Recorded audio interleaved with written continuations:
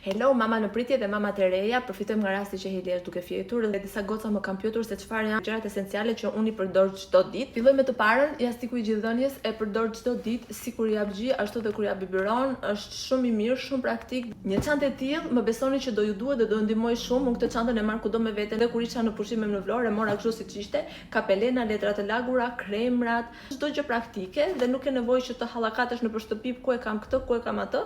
Këtu i ke të gjitha dhe e merr kështu siç është. Relaksusja e bebit, unë kam këtë nga Baby Bjorn, por ju mund të merrni relaksuesen që preferoni, nuk doja nga ato që janë me automatizim që të marrin më te kokës, diçka praktike e thjeshtë. Diçka tjetër janë këto koshat këtu për rroba, domethënë unë kam dy të tilla, një ku vendos rrobat e papastra të Helit dhe një tjetër ku vendos rrobat nga tharsja që më pas i hekuros. Që e përdor çdo ditë, është sterilizuesi dhe tharsi, më ka shpëtuar jetën si për pompën, si për biberonat, kam marrë ato nga Dr. Brown, kam bërë dhe një video që u kam treguar në profil, është perfekt. Ka tjetër që unë e përdor çdo ditë është foleza e bebit ose baby nesti, e marr e vendos Helin këtu në kuzhinë, rri shumë mirë, nuk kam pse e mbaj gjithë ditën te dhoma e saj në krevat. Normalisht krevati, komodina, karroca që përdoren çdo ditë dhe duhen. Tani do t'ju tregoj pak gjërat që nuk ja vlen fare të blihen. Për shembull, për mua, mendimin tim se mund të ketë mama që e përdorin çdo ditë dhe kalojnë kohë shumë të bukur, janë ato jo që si për komodinës vendos atë për ndrim, unë nuk e përdor fare, e kam aty kot, ajo thjesht më duket shumë si për video interneti.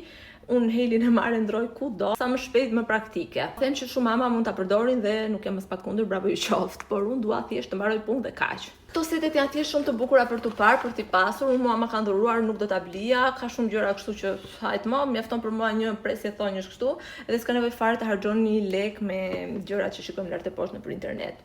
Për mendimin tim, mund të jenë shumë mira. Unë me këto kam shpëtuar, mbaroj punë shumë shpejt. Një gjë tjetër që e kam bler dhe nuk e kam përdorur janë ato raftet që vendosen kështu estetikisht të bukura me rrota që gjas me i merr kudo. Për mua mjafton ajo çanta organizuese dhe mbaro punë me kaq pak lek. Edhe diçka tjetër që në fakt mua ma than, por unë nuk i dëgjova, ishin rrobat. Mos blini shumë rroba 0-1 muaj sepse rritet shumë shpejt, nuk do t'i bëjnë më.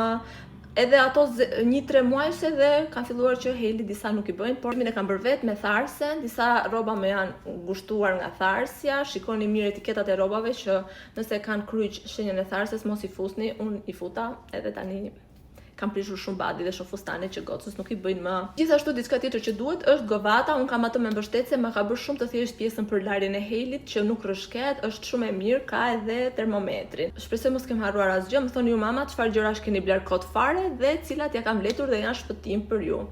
Nga mua sot, bye.